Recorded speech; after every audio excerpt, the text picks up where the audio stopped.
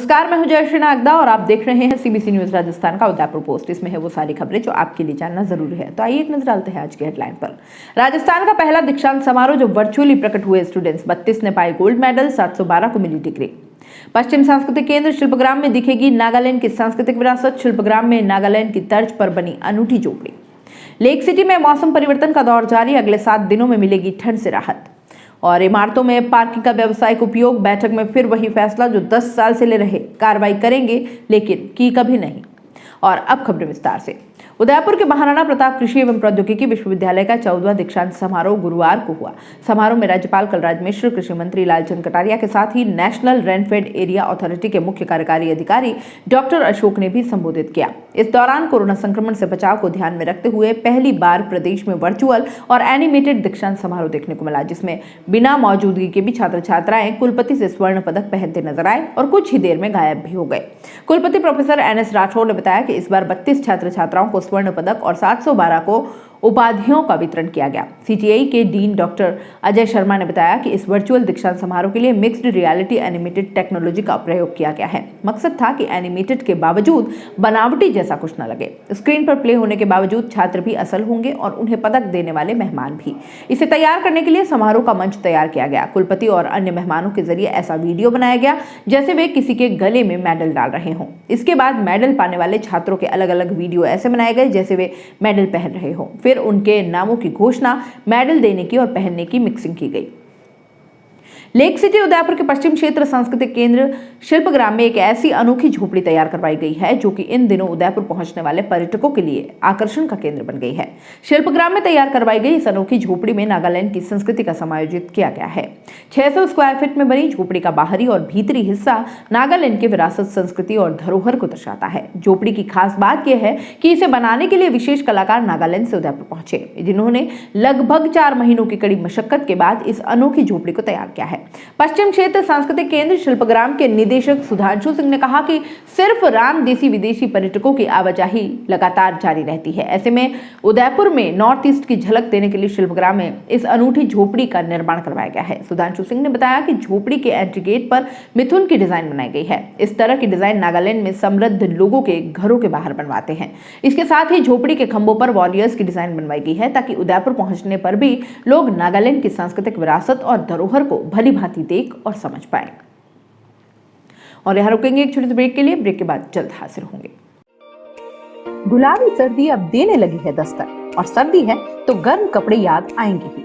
तो 25 सालों से उदयपुर संभाग का भरोसेमंद, हर वर्ष की तरह इस बार भी आपका अपना तिब्बतियन मार्केट समोर बाग उदयपुर में सज चुका है, जहां आपको फिक्स रीजनेबल प्राइस में मिलेंगे अपडेटेड और latest fashionable collection, trending clothes, seasonable कपड़े, शॉल, स्वेटर, जैकेट, बच्चों के लिए और बड़ों के लिए भी।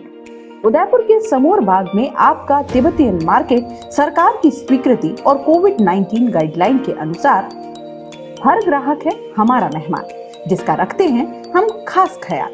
साफ सफाई और सैनिटाइजेशन की पूरी सुविधा और व्यवस्थित पार्किंग के साथ। तो सोच क्या रहे हैं, चले आइए उदयपुर के समोर बाग में स्थित तिब्बतियन मार्केट में। फैशनेबल, सुसज्जित और कोविड से सुरक्षित तिब्बतियन मार्केट।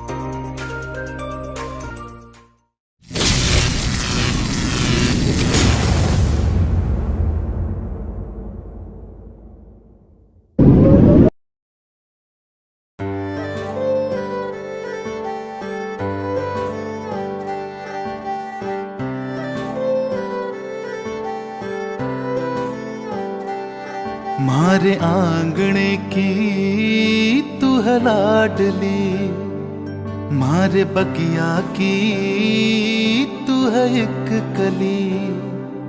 मारे आंगणे की तू है लाडली, मारे बगिया की तू है एक कली।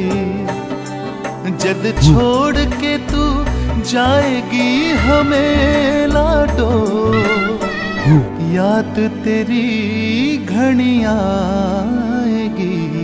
मारे आंगणे की तू है लाडली, मारे बगिया की तू है एक कली। सोजतिया ज्वेलर्स, रिश्तों को नहीं दिलों को जोड़े। ब्रेक के बाद आपका स्वागत है। लेक सिटी उदयपुर में सर्दी का दौर अभी जारी है। पिछले कुछ दिनों से उदयपुर में तापमान में हो रहे इजाफे के बावजूद हवा में मौजूद गलन और ठंडी हवाओं ने शहरवासियों को सर्दी का एहसास करा दिया है। गुरुवार को उदयपुर का न्यूनतम तापमान जहां 7.2 डिग्री सेल्सियस रहा, वहीं अधिकतम तापमान 25 डिग्री सेल्सियस को पार कर गया। बावजूद इसके शहरवासियों को सर्दी से राहत नहीं मिल पाई। वहीं शुक्रवार को उदयपुर में एक बार फिर तापमान में इजाफा देखने को मिला और उदयपुर का न्यूनतम तापमान बढ़कर 8 डिग्री सेल्सियस पर जा पहुंचा।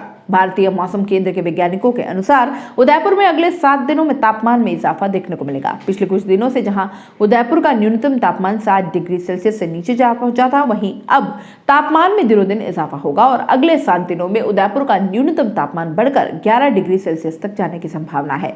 इसके साथ ही उदयपुर में अधिकतम तापमान में भी बढ़ोतरी के साथ 28 डिग्री सेल्सियस तक आने की संभावना मौसम विभाग ने जताई है।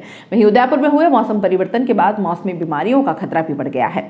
उदयपुर में महाराणा भोपाल चिकित्सालय के आउटडोर में मौसमी बीमारियों के प्रकोप के रोगियों की संख्या में इजाफा देखने को मिला है। उदयपुर के RNT मेडिकल कॉलेज के प्रिंसिपल लाखन पोसवाल ने बताया कि सर्दी के साथ ही मौसमी बीमारियां, जिनमें सर्दी, खांसी, जुकाम शामिल है, उनका असर बढ़ जाता है। ऐसे में पिछले कुछ दिनों से आउटडोर में मरीजों की संख्या बढ़ गई है। नगर निगम की भवन अनुमति समिति की गुरुवार को बैठक हुई, जिसमें हर बार की तरह एक बार फिर बहुमंजिला इमारतों में पार्किंग की जमीन को व्यावसायिक उपयोग में लेने वालों पर सख्त एक्शन लेने के बड़े बड़े दावे किए गए। जबकि हकीकत यह है कि 10 साल में हुई 50 से अधिक बैठकों में लगभग हर बार यही निर्णय लिया गया। लेकिन निगम का रिकॉर्ड खुद हकीकत बयां करता है कि आज तक एक भी इमारत को सीज नहीं किया गया।